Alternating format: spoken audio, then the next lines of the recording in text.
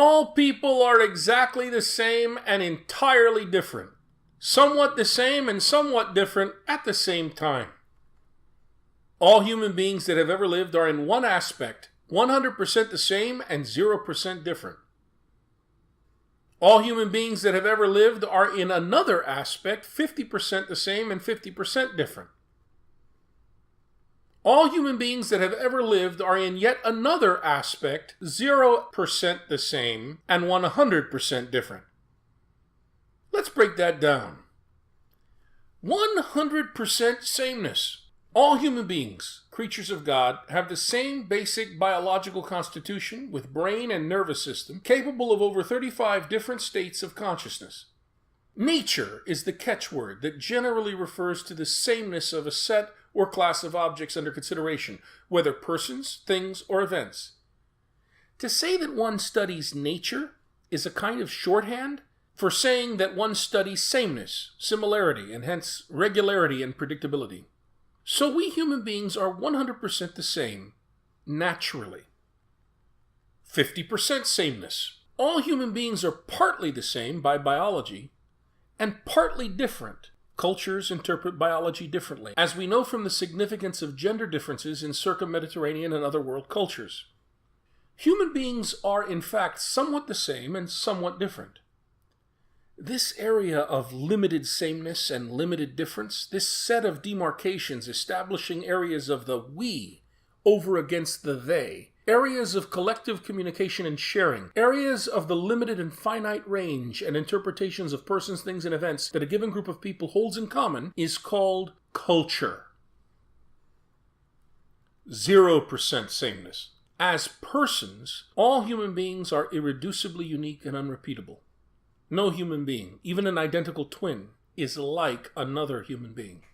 This area of complete difference between an individual person and his or her fellow human beings is called person or personhood. Consider, if the whole human race lived simultaneously and shared a common language called human that encoded and expressed a common meaning system, this ability to language and be languaged would be natural, genetic. Is this the case? Obviously not. So also, if each person were to speak a unique idiosyncratic tongue and had only unique personal experiences, then communication would not be possible at all. Is this how things are?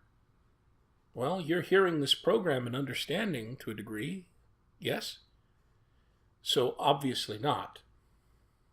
What this means is the ability to language and be languaged is not exactly personal and not something that can fall under the heading natural.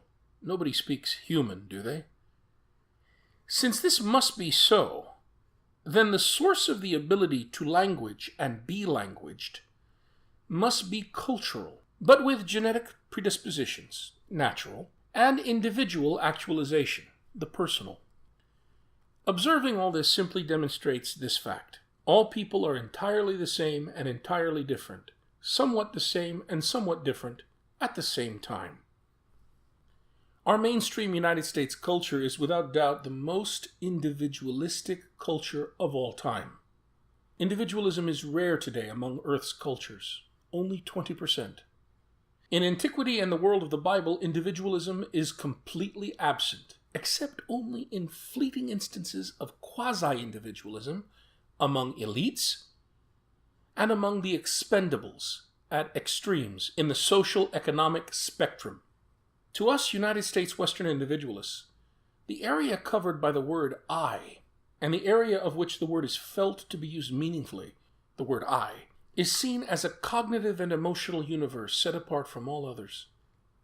Most Americans tend to believe that I is unique, truly individual and indivisible, and totally self-contained and sealed off from other I's. Now, if the I is truly and completely that unique, completely and utterly unique individually, then they would be quite incommunicable and on the I level quite alien to all other I's. The I's knowledge of the I is labeled as the area of the subjective. There is a whole current of authors and philosophers who revel in this aspect of being human. Often called existentialist thinkers, they focus on a single aspect of human experience, the person as incommunicable and encapsulated, magnifying this aspect so greatly and excessively that it is made ethnocentrically to comprise the totality of human experience. Of course, the existentialists have had little impact in the United States, it seems, because Americans have always been quite aware of this aspect of human being, almost from the beginning of the Republic. My friends, we American Bible readers constantly, in ethnocentric anachronism, project onto Jesus and the Bible our individualism. It grossly distorts and confuses both. We tend to hold the unwarranted belief in the universality of things, in what has been called the assumption of similarities. My friends, when reading the Bible, and in other matters, beware ethnocentrism. Individualism is such a strongly affirmed cultural value among middle-class Americans that it is often perceived where, in fact, it doesn't exist. Look at the graphic before you on the screen. The perception where our values are perceived in other cultural settings is called ethnocentrism. That is, a tendency to view other people as if they were culturally identical with those who are doing the viewing. American Bible readers may well think they see individualism in Mediterranean texts where it is actually absent. The prime example for this is the Bible.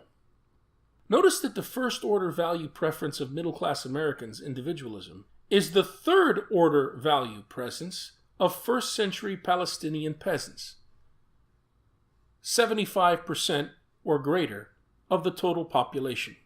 This means that an American Bible reader should expect to find little or nothing of the common daily American experience of individualism in his or her Bible.